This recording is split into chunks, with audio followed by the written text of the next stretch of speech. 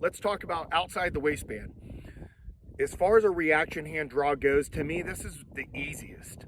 And if you're a law enforcement officer and you're wearing a traditional duty belt, then you probably have keepers in front and behind the gun. And the reason being is, in a gun grab situation, you want that side of your body anchored down so it's not coming up into the armpit area.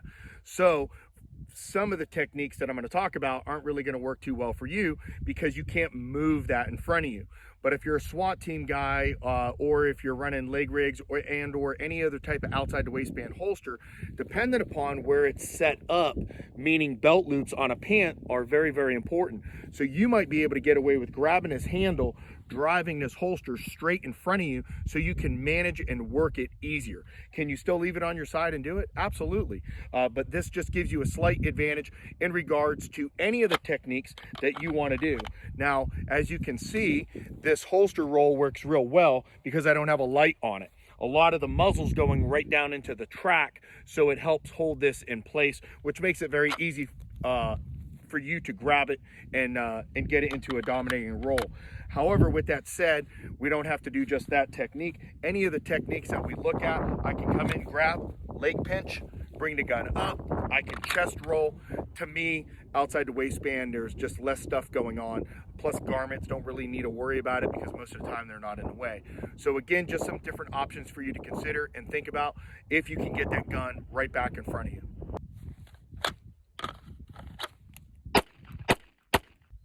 Let's talk about Safariland with your ALS system. If you had a hood, of course you have to defeat the hood. That's simple. It's the button mechanism right here on the side of the holster that you guys have to deal with.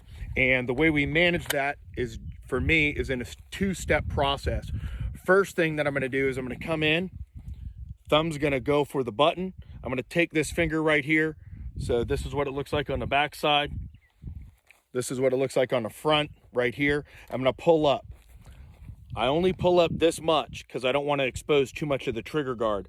After I do that, I'm gonna re-grip the gun right here, then pull the gun out all the way, and then I can do whatever techniques I want to do in order to employ this gun. So with that said, just one thing to consider and think about as far as the ALS system and defeating it, up just a little bit, re-grip, and the gun's already out of the holster.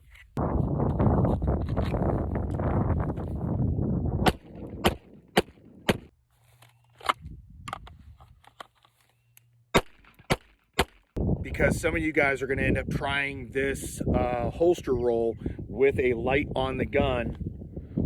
It doesn't work the same. I'll try to wedge it in between the two, re-grip it, and then shoot. So I'm trying to wedge it in between whatever the muzzle and or the light is, unless for some reason they were both flush with one another, but usually there's a slight gap that you can contend with. Trying to come down or manage it, what you start to find is the holster roll works, I think, great for appendix carry. As far as any type of outside the waistband carry, it works great if you don't have a light on your gun. So you'll start to see that some of the techniques really shine, and then others, once we start adding some accessories to them, they really don't do well. And like I said, the steadfast and true is in regards to the most simplistic technique that's taught is the leg pinch.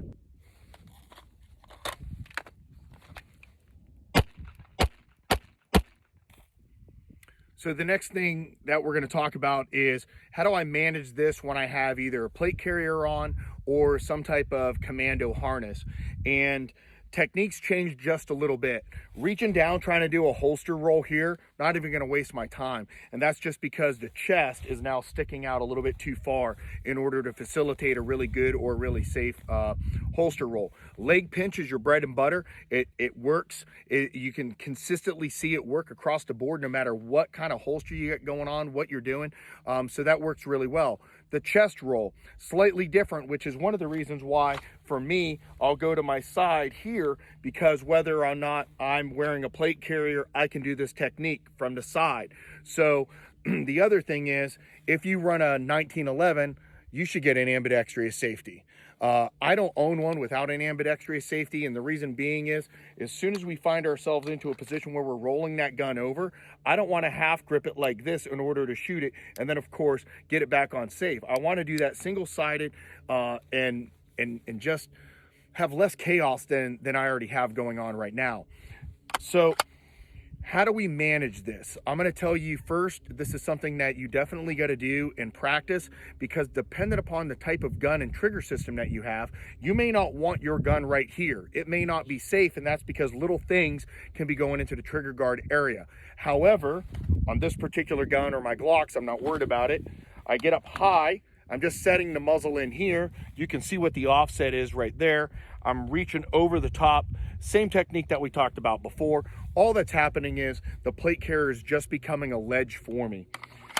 If I was expending, or I already expended ammunition, then I could probably put this right in an M4 pouch, depending upon whether or not it had a light on the gun or not, and then reach around, grab the gun. The other nice thing about this is, even if you just arch back a little bit, you just kind of like peacock your chest out, I've got plates in between me and if I make a mistake. And as long as I'm not doing it like this, I'm gonna be okay. So remember, muzzle awareness is extremely important. So just another thing to consider, dependent upon whether or not you have a plate carrier or commando harness.